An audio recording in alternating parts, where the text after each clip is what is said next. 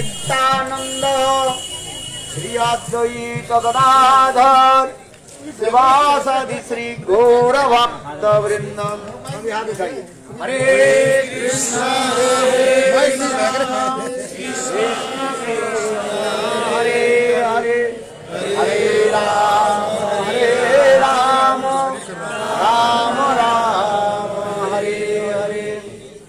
सबसे पहले मेरे गुरुपाद पद्म नित्य लीला प्रविष्टं विष्णुपाद अष्टोत्तर सतश्री श्रीमद भक्ति वेदांत शिल वामन गोस्वामी महाराज एवं नित्य लीला प्रविष्टं विष्णुपाद अष्टोत्तर सतश्री श्रीमद भक्ति वेदांत शिल नारायण गोस्वामी महाराज के अभय चरण कमलों में अनंत कोटि साष्टांग दंडवत ज्ञापन करता हूँ।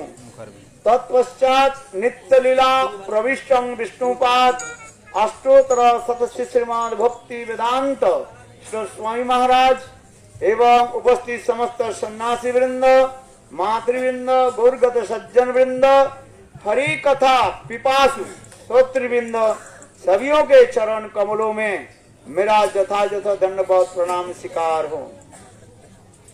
श्री गुरु वैष्णव के अनुगत्य में ब्रज 84 क्रोश धाम परिक्रमा करते करते हम लोग यहाँ पर उपस्थित हुए हैं। यह चक्रेश्वर चक्रेश्वर की स्थान कहा जाता है। बोलो चक्रेश्वर महादेव की जय। और इस स्थान के कौन सा परंग रंग घाट भी कहा जाता है। यह और सनातन गोस्वामी पाद के यहाँ पर भजन कुटीर श्री हरिदेव के दर्शन, उसके पश्चात ब्रह्म कुंड के भी हम लोग दर्शन किया और मानसी गंगा जहाँ से प्रकट हुई मनसा देवी लोग कहते हैं। वास्तव रूप में कृष्ण के मन से जो है मनसा मन से गंगा प्रकट हुए, इसलिए नाम हो गया मानसी गंगा। एक समय की कथा है, समस्त ब्रजवासी लोग विचार करने गंगोत्री और जमुनेत्री ये तीनों धाम कर लिया ना। और परिकर और जीव में अंतर है।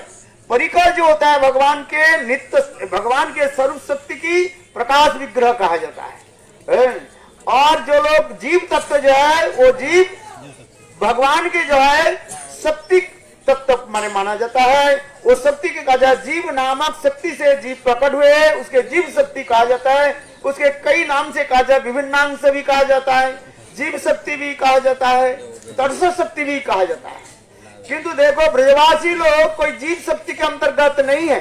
ये लोग सब भगवान के नित्य परिकर है, विशुद्ध सत्य में सभी प्रतिष्ठित है। जिस प्रकार कृष्ण सच्चिदानंद में विग्रह ईश्वर परम कृष्ण सच्चिदानंद विग्रह अनादि आदि गोविंद सर्व कारण कारण, उसी प्रकार ब्रजवासी लोग भी शुद्ध सत्यमय विचित्र और विशुद्ध सत्य में ही स्थित है।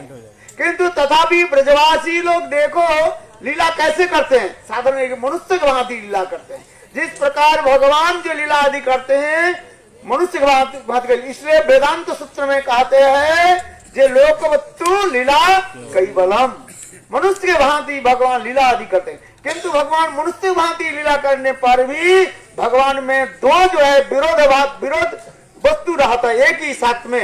एक है सर्वज्ञता और दूसरी है क्या चीज है, मुग्धता।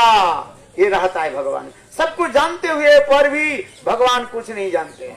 किंतु देखो ब्रजवासी लोग अपने को एक साधारण जीव मान रहे हैं और मान करके जिससे प्रकार इस जगत में साधारण बद्ध जीव मायाबद्ध जीव जिस प्रकार कार्य हम 4 धाम नहीं किया तो अंतिम हमारे संस्कार कैसे होगी। 4 धाम जने कान पर बैठ करके चलना पड़ेगा।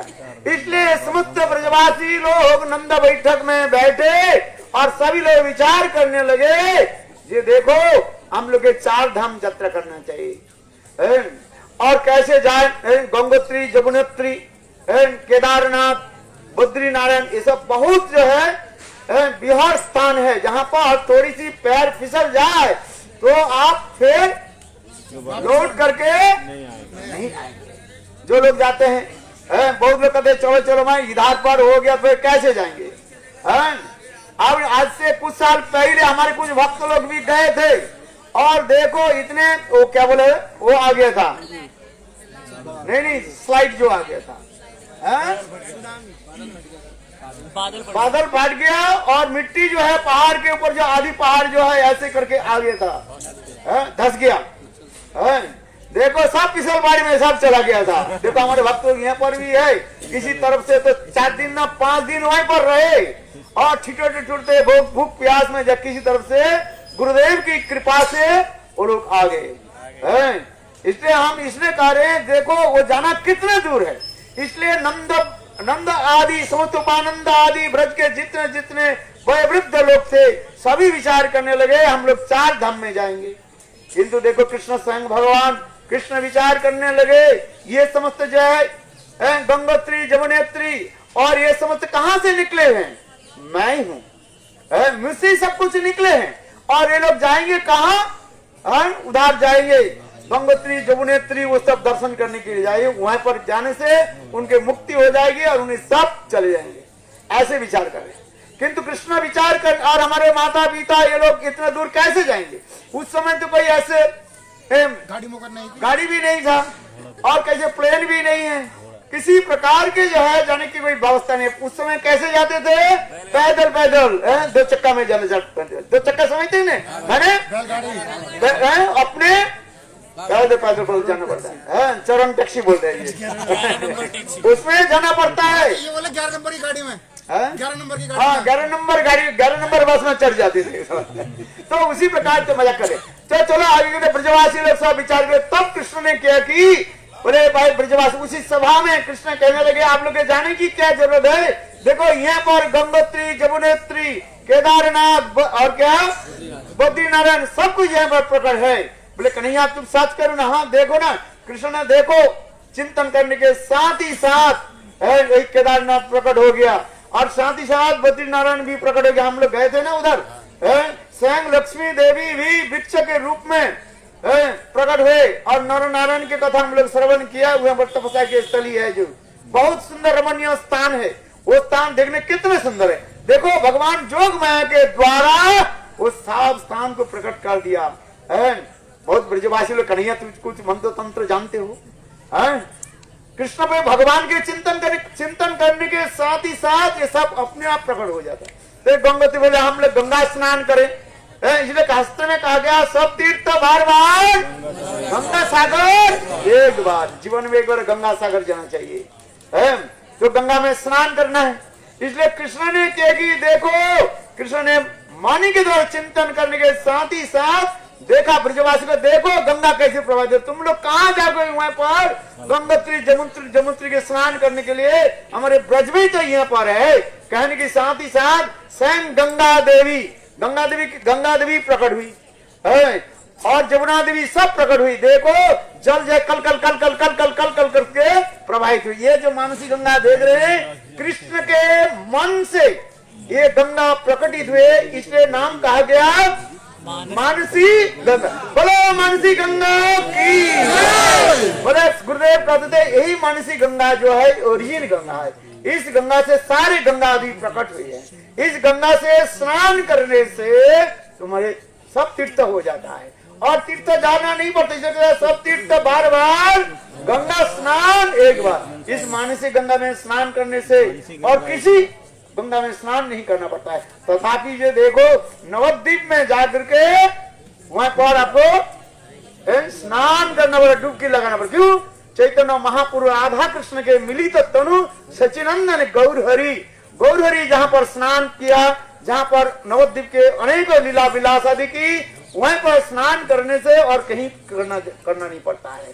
वास्तव रूप में देखो यदि नवद्वीप में स्नान कर लिया, नवद्वीप में गंगा में स्नान करे और कहाँ पर प्रकट हो जाएंगे, यहाँ पर मनसी गंगा में आप प्रकट बोली हो जाएंगे। बोलो मनसी गंगा की। हाँ, इसलिए पहले नवद्वीप में गंगा में स्नान, इसके पश्चात यहाँ पर स्नान। क्योंकि नवद्वीप की कृपा जब तक नहीं हो तब तक ब्रज धाम की आपकी कृपा नहीं होगी। आराधितो नववनं वृंदावनस्ते नाराधितो नववनं वृंदावन एव दूरे आराधितो द्विजसुतो भजनागरस्ते नाराधितो द्विजसुतो न तवे हो कृष्ण। हमारे प्रबोधानंद सरस्वती पाद लिखते हैं आराधितो नववनम, जो नववन वृंदावन नवद्वीप धाम का आराधना करते हैं वो वृंदावन धाम के प्राप्त कर लेते हैं। जो नवदीप चंद्र गौर सुंदर के आराधना करते हैं ब्रज गोपियों की ये प्राणधन गोपी जन वल्लभ को प्राप्त कर लेते हैं। जो नवद्वीप धाम का आराधना नहीं किया बात नवदीप चंद्र सच्चिदानंद गौर सुंदर के आराधना नहीं किया कस्मिन काले कदा कभी वो हमारे गोपियों के जो प्राणधन भजन गोपी जन वल्लभ के प्राप्त नहीं कर सकते। इसलिए पहले नवद्वीप धाम इसके पश्चात ब्रज धाम। देखो ये हम लोग जहाँ पर आए हैं ये बहुत सुंदर है। गुरुदेव कहते थे अभी तो मानसी गंगा इतने छोटी सी आप देख रहे हैं किंतु कृष्ण के प्रकट ला के समय ये बहुत विशाल ये था गंगा जो यहाँ से लेकर के गुरुदेव कहते यहाँ से कहाँ तक सौरों तक वहां तो भी पहुंच जाते थे। और ये स्थान बहुत सुंदर रमणीय स्थान है। कृष्ण के लीला के समय ये मानसी गंगा इतने सुंदर रूप में था जहाँ पर कृष्ण गोपियों के साथ मधुर से मधुरतम लीला आदि पर प्रकाश करते थे। यहाँ पर रह करके भजन करना चाहिए। ये देखो यही समस्त लीला आदि स्मरण करने के लिए हमारे शिला सनातन गोस्वामी पाद महाप्रभु के नित्य परिकर सनातन गोस्वामी पाद जे राधा कृष्ण के लीला में लवंग मंजरी यहाँ पर आकर के भजन करते थे। आप लोग देखा ना सनातन गोस्वामी के भजन स्थली और क्या बोलते चक्रेश्वर महादेव दर्शन किया। यहाँ पर इसलिए स्थान के कहा जाता है पारंग रंग घाट। यहाँ पर हम लोग बैठे हैं ये स्थान को कहते हैं पारंग रंग घाट। पारंग मन के पार करे कृष्ण नाविक के रूप में नाव के रूप में आकर के यहाँ पर गोपियों की पार कराया। इस कथा प्रसंग वर्णन करते हैं एक समय वसुदेव देवकी और वसुदेव कृष्ण और बलराम के शास्त्र उद्धार के लिए उनके मंगल के लिए ये गिरिराज गोवर्धन के उस तरफ में भागुर ऋषि के द्वारा विशाल यज्ञ कराया और उस यज्ञ में विशाल सभी लोग यज्ञ में क्या होने चाहिए दूध दही आदि डालते हैं। देखो उसी समय पूर्णमासी देवी ने ब्रज में ऐलान कर दिया घोषणा कर दिया। देखो आज के दिन अति शुभ दिन है। इस दिन पर जो कोई भी थोड़ी सी गाय क्या बोले दही दुग्ध घी ये समझ वो यज्ञ में दे तो उनके गोधन बढ़ेगा बढ़ते जाएगा। इसको सुनते ही बस समस्त ब्रजवासी लोग विशेष करके गोपियां अपने अपने घर गृह कर्म आदि छोड़ दे करके सभी ने क्या कि घड़ा भर करके दूध दही घी आदि लेकर के और उस समय जटिला कुटिला ने क्या कि जटिला कुटिला भी राधा जी के भी भेज दिया। यहाँ पर समस्त गोपियों के साथ राधा जी यहाँ पर पधारे और आकर के यहाँ पर देखा उस समय भगवान की लीला है। लीला तो करनी है। देखा उस समय ये मानसी गंगा गंगा जो है बहुत तेज गति से प्रवाहित हो रहे हैं। कल कल कल कल कल कल करके जमुना ये मानसी गंगा प्रवाहित हो रहे हैं। और देखा भगवान की इच्छा से उस दिन कोई नाव नहीं है, हर रोज तो 2-4 नाव रहता है नौका तो रहता है किंतु उस दिन कोई नाव नहीं है। और कृष्णा जानबूझ करके उस तरफ उस तमान एक टूटा फूटा नाव लेकर के बस बिल्कुल सोते रहे। यार गोपियां जोर जोर से चिल्लाने लगे ए नाव वाले क्या बोले ए नाव वाले 2-4 बोलने लगे। कृष्ण तो नाव वाले हो गए ना बिल्कुल जो है सिर पर कपड़ा बांध लिया। नाव वाले देखा ना सिर में बोलने बोला कहाँ के ब्रज के छोड़ क्या बोलते छोकरी साहब हल्ला क्यों मचा रहे हो? अरे छोड़े नहीं दे तू। अरे भैया देखो हम लोग के नाव पार करना है हम लोग पार करा दो। हम अभी निकलने देखो कितना हवा तेज हवा चल रही है। हवा भी तेज है और जमुना के गंगा के देखो धार कैसे बढ़ते मैं नहीं जाते। गोपियां देखा तो देखो उधार करते करते तो हवन खत्म हो जाएगा। तो घी आहुति हम कैसे देंगे? पूर्णाहुति हो जाए तो घी कैसे क्या काम में लगेगा? है कि नहीं है?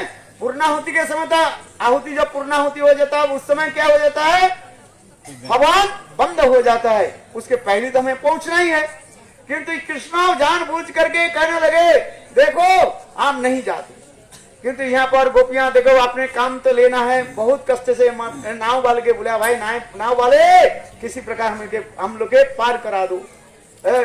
कृष्ण जानबूझ करके थोड़ी सी फिर नाव ली है पर लेकर के आए, जहाँ पर हम लोग आचमन किया और वहां पर आरती किया, वहां पर आगे आकर के बोले देखो हमारे नाव जो है टूटा फूटा है, देखो हम एक गोपी को हम लेकर के जा सकते हैं, वो भी देखो हमारे नाव जो है ज्यादा एक साथ में नहीं ले सकते हैं। देखो हम लोग नवद्वीप में जाते हैं ना, गंगा पार करने समय यात्री लोग हुड़ करके जाते हैं। एक बार तो नाव ऐसे ये हो गया था, टेढ़ा हो गया, कितने यात्री गंगा में जल में डूब गया, समाहित हो जाइए। इसलिए उस प्रकार कृष्ण भी कहने लगे देखो आप लोग जो है हम सबके एक करके पार करेंगे। अच्छा क्योंकि बोले देखो सबसे के बोले हमारे राधा जी तो अकेली नहीं जाएगी, राधा जी के साथ 2-3 जाएगी। तो कृष्ण बोले देखो हमारे नाव जो है हम देखते हैं पहले कितने गोपी कितने मन की है, पहले वजन करके देखते हैं। हमारे नाव जो है ज्यादा लेकर के नहीं सकते हम देखते हैं। तो कृष्ण ने एक गोपी को ऐसे उठाया, बोले ये तो कितने है 3.5 मन है, ये कितने है 5 मन है, 5 मन ये गोपी है, ये मोटी गोपी है, ये पतली गोपी है, बोले हम इसमें नहीं लेते हैं। अच्छा बोले ठीक है ज्यादा नहीं जाएंगे, जल्द से जल्द एक नाव में एक बार कितने जाएगा 2 जाएगा, 1 से 2 ले जाएंगे। अच्छा ये तो तय तो हो गया, अच्छा गोपियां तो मान लिया। अच्छा बोले पैसा कितना देना है, बोले हमारे बांग्ला कीर्तन है सब गोपी के पार करीते नेबो आना राधिका के पार करीते नेबो रानेर सोना, किंतु कोई पता करते कहते राधिका के पार करीते नेबो 16 आना। अब तो आना नहीं जानते ना, आना कितने लोग जानते, देखा आना क्या 16 आना यानी होने पर 1 रुपया होता है, 1 आना कितना होता है 6 पैसा होता था उस समय, हम लोग के समय देखें 6 पैसे होता था, 16 से 96 या 4 पैसा करके इकट्ठा करने से हो जाता है 1 रुपया होता है। तो बोले हम लोग पार करा तो बोले 1 आना, बोले नहीं गोपियां थोड़ा बहुत कर क्या बोलते बार्गिन करना पड़ता है ना भाई। देखो आप बाजार में जाओ जो बोल दे ना, विशेष करके सफेद जो चमड़ा वाले होते हैं ना, दुकान में जाओ ना आपके पूरा लूट लेंगे आपको। एक तो 10 रुपया के सामान को आपके 100 रुपया कहेंगे और आप बार्गेन नहीं किया तो आपके और भी बिल्कुल पैसे जितने हैं वो लूट लेंगे। मैंने देखा ना ये हमारे गरीब विदेश में जितने भी आए हैं, हम कहते हैं जो देखो सामान खरीद के लिए कितने पैसे की है, 100 रुपया की होगा, उनसे 500 रुपया ले लिया और उनके कहा बोले मैंने बहुत मैंने कहा तुम्हें 500 रुपया कैसे लिया, बोले हमें तो पैसे तो पहले तो बोला 800 रुपया, बोले हमें बार्गेन किया तो बार्गेन करते करते कहाँ तक आ गया 500 रुपया, किंतु सामान कितने की था 100 रुपये का और उससे लिया कितना 500 रुपये ले लिया। हाँ भाई यही होता है आजकल। इसमें कहते ना बाजार में खर्च करने के लिए जाओ, कोई एक इंडियन के लेकर के जाओ, कम से कम इंडियन के ले जाओ, इंडियन भी थोड़ा बहुत ब्राउन कलर के होना चाहिए, तुम्हारे वहां हो ना तो उनको भी लूट लेंगे। मैं सचमुच कह रहा हूँ, मैं सही बोल रहा हूँ कि नहीं। आप मथुरा में जाओ, जहाँ पर बार्गिन कर जाओ, कितने बार्गिन करोगे आप बताओ, कितने कमाओगे। वृंदावन में तो ये करे ना पूरा ठग लेंगे आपको, यही तो सच बोलना पड़ता है। बोलो तो ये तो बहुत पैसा वाले हैं, पैसा वाले कहाँ हैं, पैसा वाले नहीं। तो उसी प्रकार कृष्ण के साथ गोपियां कहने लगी नहीं कन्हैया ऐसे मत करो, हम तो 1 आना देते हैं।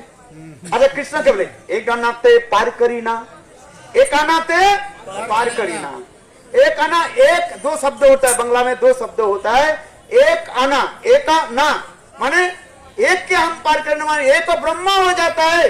1 ब्रह्म जो निज अपने के जो 1 ब्रह्म अहम ब्रह्मास्मि, उसके मैं इस संसार से पार नहीं कराता हूँ। समझ में आया? थोड़ा तत्व सिद्धांत कृष्ण भी कह रहे हैं, गोपियां कह रही है हम लोग 1 आना देंगे और 1 आना देंगे। कृष्ण क्या बोले 1 आना ते पार करीना। 1 आना सुनो अच्छी तरफ से, 1 आना माने 1 ना जो कहते हैं एक छोड़कर कुछ नहीं है, एको ब्रह्म द्वितीय नास्ति। इसलिए कृष्ण कह रहे हैं जो एक आना जानी, अपने को जो एक समझते हैं, अहम ब्रह्मास्मि समझते हैं, उसके मैं इस संसार से पार नहीं कराता हूँ। अर्थात जो ब्रह्मवादी है, अद्वैतवादी है, उनको मैं इस संसार से पार नहीं कराता हूँ। उसके तो ब्रह्मलीन मेरे ज्योति में उसको डुबा देता हूँ, उसमें ही वो पड़ा रहता है, उसे पार नहीं कराता हूँ। इसमें तत्व सिद्धांत है। कहते दो आना थे, भले गोपियां कहने लगी हम 2 आना देंगे, तो कृष्ण क्या करेंगे, 2 आना थे पार करी ना, 2 आना, 2 नहीं, बोले 2 आना, बोले नहीं, उसमें भी हम पार नहीं कराएंगे। बोले ऐसे करते करते 4 आना, बोले 4 आना थे चतुर्युग, 4 आना हो गया। कृष्ण कहने बोले 4 आना तो हम पार करेंगे, धर्म अर्थ काम मोक्ष चतुर्वर्ग, इस चतुर्वर्ग से हम नहीं पार नहीं कराते। ऐसे करते करते बोले 8 आना देंगे। गोपियां कहते अच्छा नहीं, 8 आना देंगे। 8 आना जानते हैं, 50 पैसे उस समय था। बोले 8 आना देंगे, 8 आना, 8 आना, बोले 8 आना, मान जो 8 मान जो अष्टजाम जो करते वो भी नहीं हो रहा है, 8 आना में नहीं होगा। बोले क्या, बोले संपूर्ण से देना पड़ेगा। तो ऐसे करते करते कृष्ण ने कहा देखो 16 आना देना पड़ेगा। इसे कहते हैं जब तक तुम 16 आना नहीं दोगे हम पार नहीं करेंगे।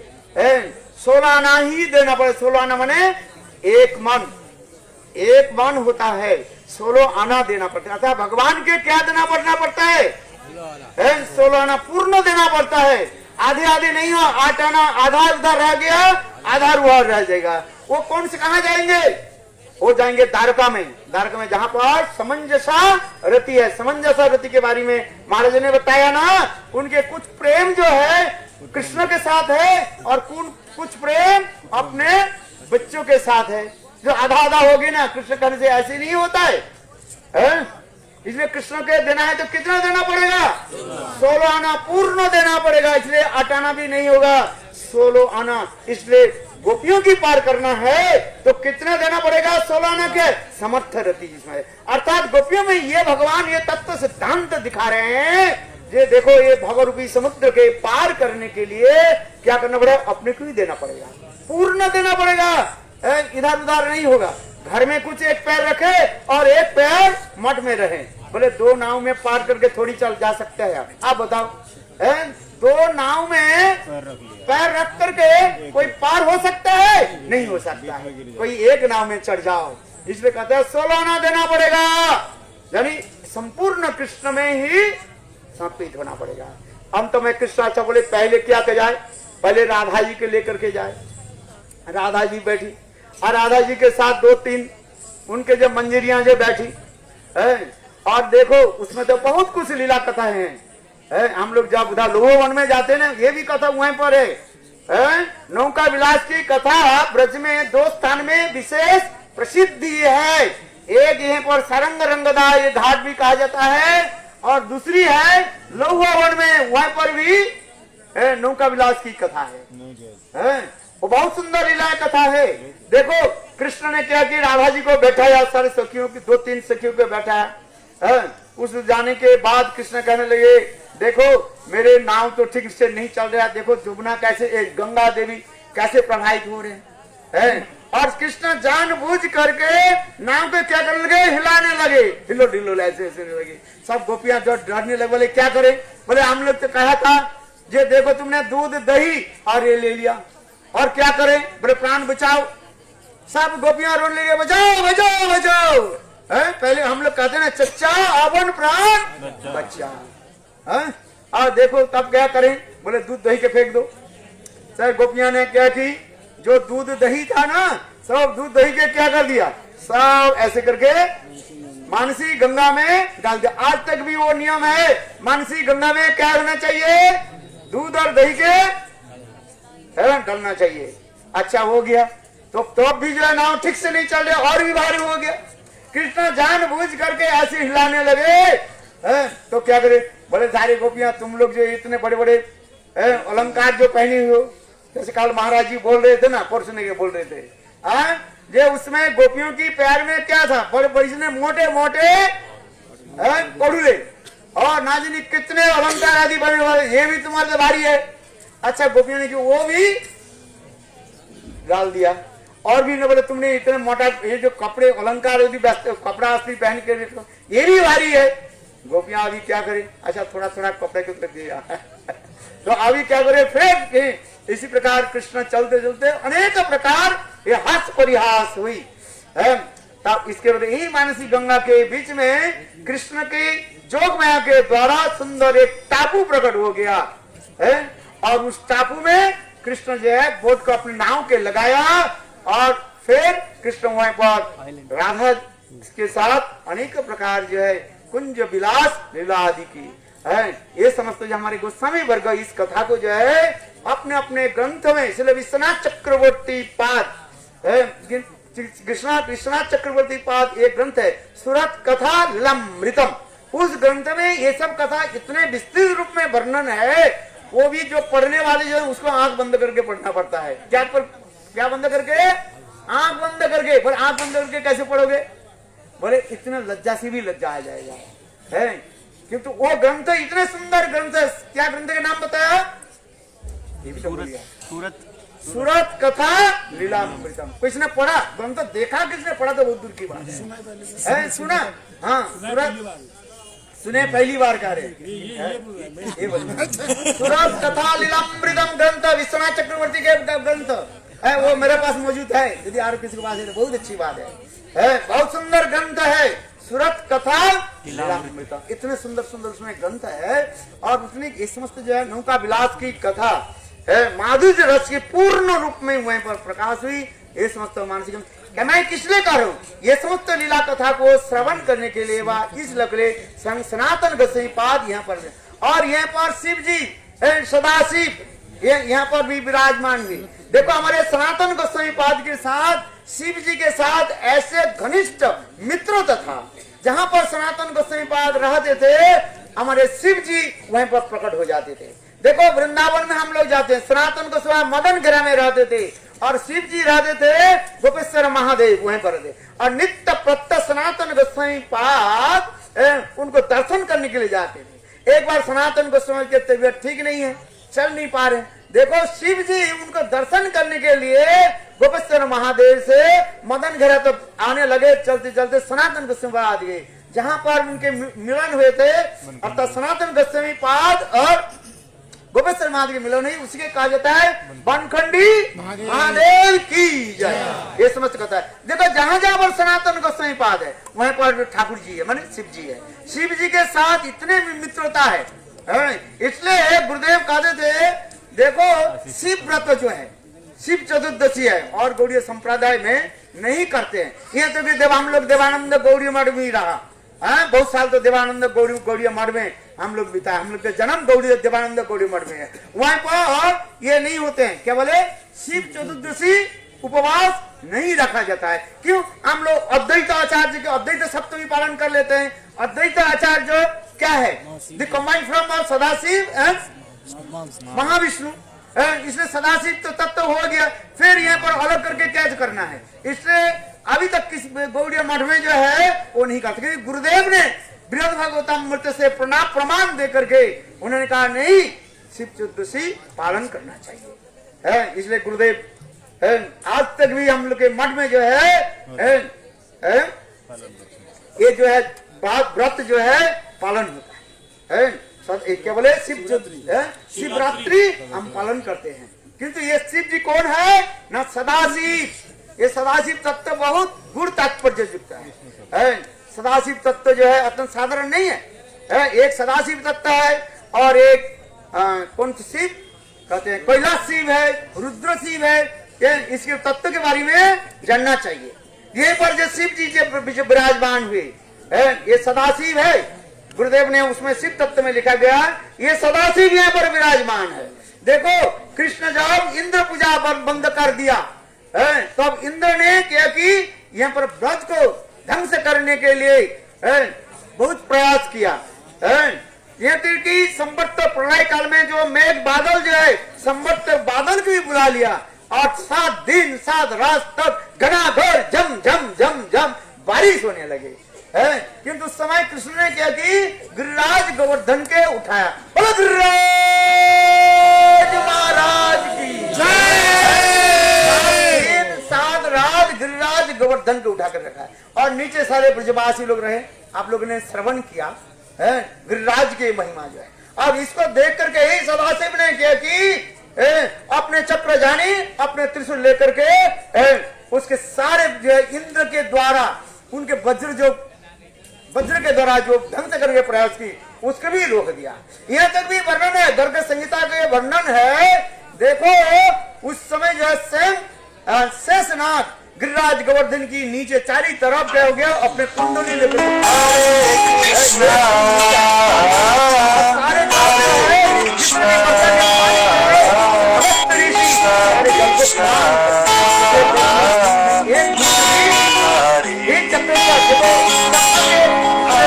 लोक कथा में इसको चक्लेश्वर कहा जाता है। चक्लेश्वर, यहाँ पर लोग कहा जाते हैं क्या, चक्लेश्वर, किंतु वास्तव जो है कहते हैं चक्र जस्य ईश्वर चक्र इति चक्रेश्वर, अर्थात भगवान विष्णु के चक्र जो है उसको देख करके शिव जी ने प्रणाम आदि किया, इसलिए उनके नाम ही हो गया, ठाकुर जी के नाम हो गया क्या, चक्रेश्वर महादेव की। ये शिव जी की भूमिका है। और एक सनातन गोस्वामी पाद के एक कथा करके मैं अपने वक्तव्य के विराम देता हूँ। देखो सनातन गोस्वामी पाद भजन करते करते ब्रज में सर्वत्र रहकर भजन करते थे। हमारे षड गोस्वामी के बारे में आता है, हे राधे ब्रजते ललिते हे नंद सुनो कुत श्री गोवर्धन कल्प पाद बतले कालिंद वन्ने कुत गोसांतमिति सबदो ब्रजपुरे खेदिर महाविहलो वंदे रूप सनातनो रघुजुगो श्रीजीव गोपाल। हमारे गोस्वामी वर्ग जो एक स्थान में रहकर भजन नहीं करते थे, केवल षड गोस्वामी में एकमात्र रघुनाथ दास गोस्वामी केवल राधा कुंड में रह करके ही भजन करते थे। बाकी गोस्वामी जो है ब्रजमंडल में सर्वत्र भ्रमण करते करते ब्रजभूमि की दर्शन करते हुए ब्रज लीला की चिंतन करते हुए भजन आदि करते थे। देखो सनातन गोस्वामी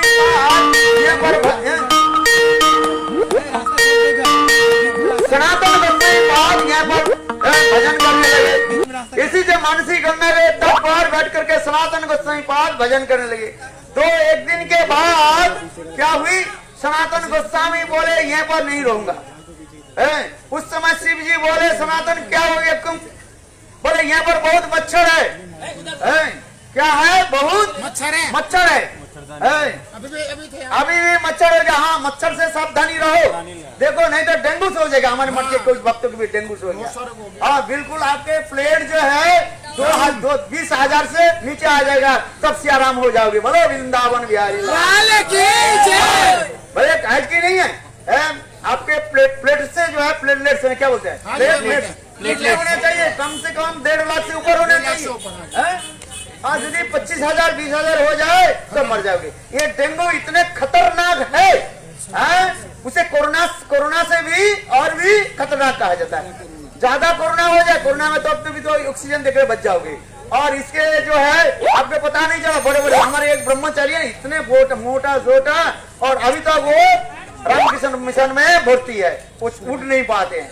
इसलिए भाई डेंगू से आप लोग बच करके रहे। मैंने इसलिए कह रहा था, उस समय सनातन गोस्वामी पाद कहने लगे मैं यहाँ पर रहूंगा नहीं। क्यों, यहाँ पर ज्यादा मच्छर है। तो हम यहाँ से चल। देखो उस समय शिव जी कहने लगे सनातन तुम मुझे छोड़ करके मत जाओ। बोले हम यहाँ तो मच्छर है, भजन करने नहीं दे रहे हैं। हरे कृष्ण नाम जप करो, मच्छर आकर इंजेक्शन दे देते हैं। अच्छा, एक इंजेक्शन फिर दूसरी इंजेक्शन, तीसरे कितने इंजेक्शन लेते रहे। इसलिए सनातन गोस्वामी बोले मैं यहाँ पर रहना नहीं चाहता हूँ। शिव जी क्या बोले, शिव जी बोले सनातन मैं अपने जटा को जो है ऐसे हिला देता हूँ। देखो शिव जी के जटा है ना, और जटा हिलाने के साथ ही साथ इतने धुआं होने लगे, सारे मच्छर के जी सब भग गया। आज तक भी यहाँ पर कहा जाता है, आज तक यहाँ पर भी मच्छर नहीं है। और सारे हमारे गौड़ी मठ में सब मच्छर सब घुस गया। और उस समय की बात है ना। इसलिए वास्तव में सत्य है। देखो ये कथा लिखा है, देखो शिव जी ऐसे तंत्र मंत्र ऐसे, शिव जी तो महायोगी है। उनके सिर हिला देना, बाल पे ऐसे हिलाना कोई बड़ी बात नहीं है। देखो, सारे मुझसे सनातन से यहाँ पर